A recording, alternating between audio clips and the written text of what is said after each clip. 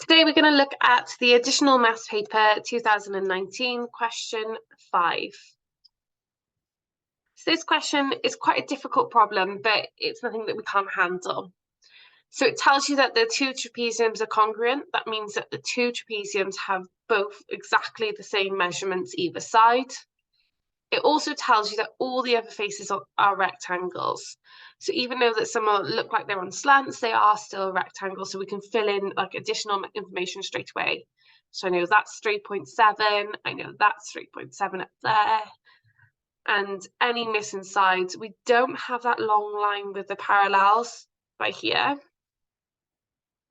So these we still don't have, but we have all the other information, so we've written that down.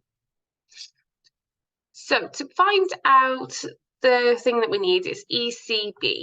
So because it's got the little roof on top, we know we're looking for the angle. So if I just draw that out, draw a dotted line here, a little bit dodgy there, and up there. Okay, so we're just looking for that angle right in between of those 2 points. There we go. Right, so straight away I can see that I'm going to need the line AC because we're going to assume that we need to do some sort of trigonometry here. We're also going to be able to do some Pythagoras because 3D shapes you should be used to at GCSE 3D Pythagoras. So if I take the bottom rectangle EGCD, all I'm going to do is just label that out first. So G, E, C, and D. So along the top, I have that line of 6.2, and on the side, I have the measurement 3.7. And I'm finding that diagonal that is happening by there.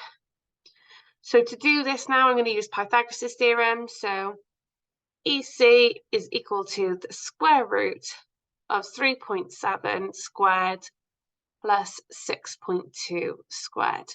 Remember, whenever we're trying to find the hypotenuse of a triangle, it's obviously we're adding the two shorter sides up to get that. That's how we know how to do it. Okay, so when we type that into a calculator, we're getting that 7.22. I'm not going to round it. You can round it. I'm just trying to avoid any error at this stage because I think it's less likely to lose any marks. Okay, so I've got that line in there. So EC is found. Now, I've got two things I need to find. Now, I know I can find this side by here, so that's to do. But also, if I find this side going across, my wavy little line, I can then use the cosine rule. I know some of you will be like, oh, I don't want to use the cosine rule, but it's fine. I'm going to go for the more difficult one, so let's go for this long swirly line that we need to find first. This is going to be double Pythagoras, 3D Pythagoras, we say. So I'm going to draw that in what we need to do. So to find that, I'm going to need that triangle by there. So I'm going to need to know FB or BF. So F, A, B, and H. And I'm going to need this line. There we go. And we know, what do we know? So we know we've got 8.4. And we know it's 3.7. There we go. Okay. Once we've done that, we can work out FB. So I'm going to do the same process. 8.4 squared. And then I'm going to plus 3.7 squared. And that will give me, let's go for BF on that one, which is Just looking back at my calculations, 337/2. Okay, and leave that in third form because we can, it's easier to type, it'll just save us some time later on. Once I've got that line, now I can find that diagonal from E to B. Okay, so if we think, I'm just going to change the colour so you can see it nice and clearly. Let's work on purple for this one. So we've got FB. So FB is that long straight line now. Oh, and FB is still there. There we go. And then down bottom by here is E. There you go. So we've got 2.5. And then this is our square root of 337/2. Okay, once we got them, again, we're going to do the simple Pythagoras theorem. Again, we're adding, so it's also so nice on these questions. So to find BE, we have got the square root. This is a bit of fun to write. The square root of brackets root 337/2, and that's going to be squared plus 2.5 squared. Again, once you put that into your calculator, you should have had the answer root 362/2. And even though I've gone through this problem, what I find is it's quite good then for once you've seen how it's done, go back to the start, pause it, and then try it yourself and see if you can remember the steps, because a lot of this is repetition. The more you practice the same question, in the sense when you see a similar question, it'll start saying, I remember had to do these steps, because as you can imagine, it's quite a problem solving type of question. Okay, so we've covered that line, we've covered that really horrible diagonal, that's now done. We've just got this slant to do now. That's actually the nicest one out of a lot of them. As you can see, we have got a trapezium. I've split it already into two. So we're just going to label this up. Raise that bit there. Let's use, let's go for the lime green this time. So we've got A, B, C, and G. We know A is 2.5. We know right across is 8.4. There we go. And we know down here is 6.2. Using this information, we can find that just B to the point by here. So if I call that point X for now, just to help us, we can then work this bit out.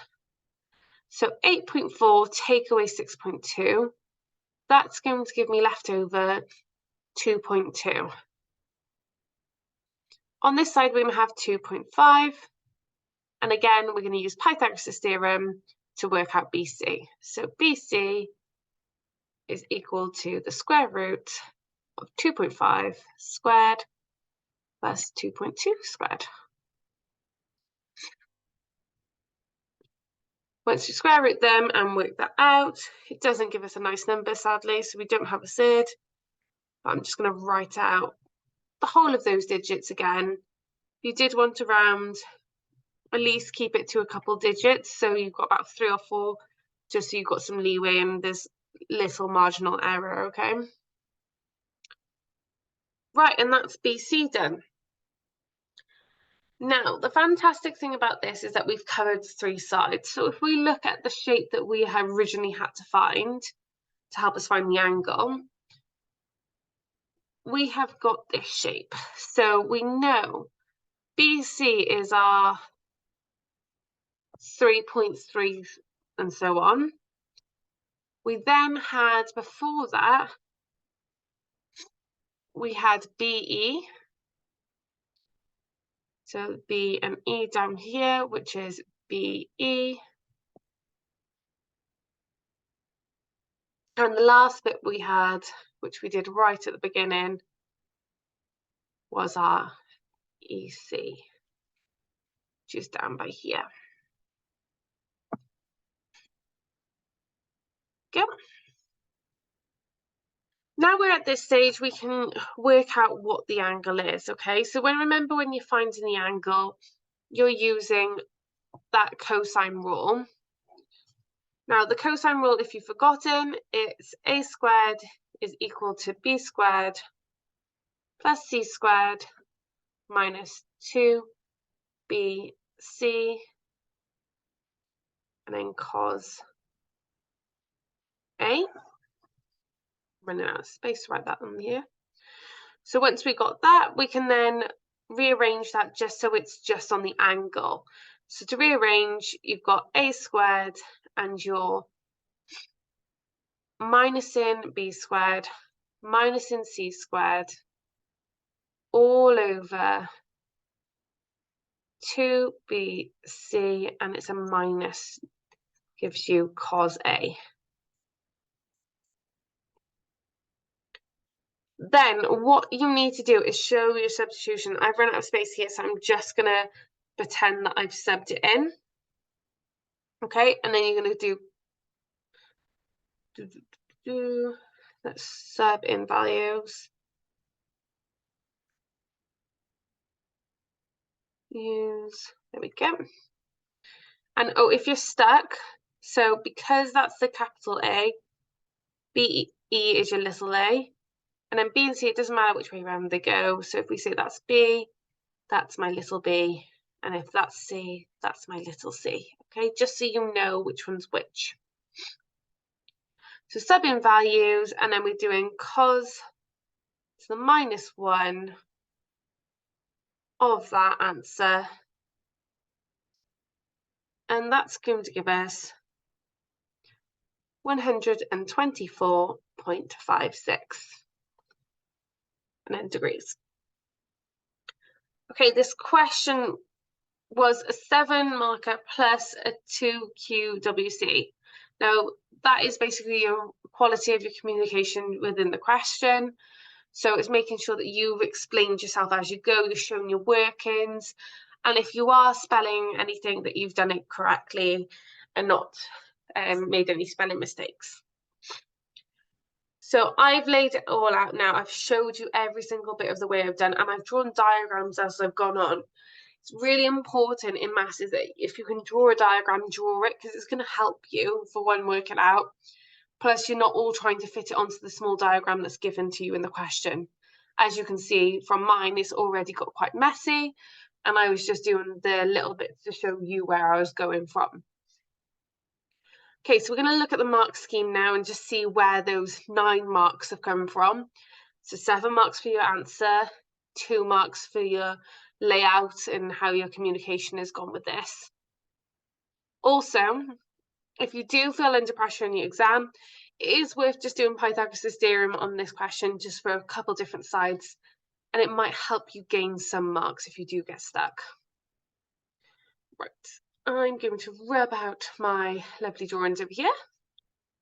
I've had to squeeze this in because it's quite big, so we've lost the actual question now. I hope you don't mind, but I should have enough evidence that we can still tick all this off. Here we go, pen. So, overall strategy that could lead to finding ECB, so the length of 3 sides and cosine of full strategy. So as long as I've got a strategy in place, which I have, I've got my mark there. So 1 mark for showing EC squared. So EC, and I've obviously square rooted it, but I've got that, so that's covered. 1 mark. BC squared, which I've shown by here. Tick, that's another mark. And EB or BE, doesn't matter which way around they are, show that. So that's another mark there. which is fantastic. So I can click that off. They've used a different method here just because because I've shown the first bit and then I've used it into the second one. Because you can do that with Pythagoras, but it's just as easy to do the steps as you go. Then with substituted values of cos EB is the following sum that we have done. They've rearranged it so they've got rid of the negative in front. That's not a problem there. They've still got the same thing. And to have an answer of 125, so I can tick that off. That's 2 marks there. Obviously show your subversion in. I didn't have space. And then the last one for my answer. So I got 1 mark there for my answer. Okay, candidate will expect it to present work clearly with words and explaining processes or steps. Okay, because I've used a logical manner and I've shown step by step, I should gain those points there. And I've made it very clear with the diagram. So you can, if you're not using your words, make sure you are spacing it out step by step what you're doing. So at each stage I'm showing you I'm finding A, E, C, B, C, and I'm showing the examiner what exactly I've done with my diagrams. That is fine to get the 2 marks there. Okay, so this question is completed. Okay, if you do explain your answers and stuff like that, you need to make sure that your punctuation is correct. You need to make sure your spelling is correct. And you basically need to show some sort of organization. Don't write too many paragraphs in all those lines. The lines are there for you to guide for like space for workings.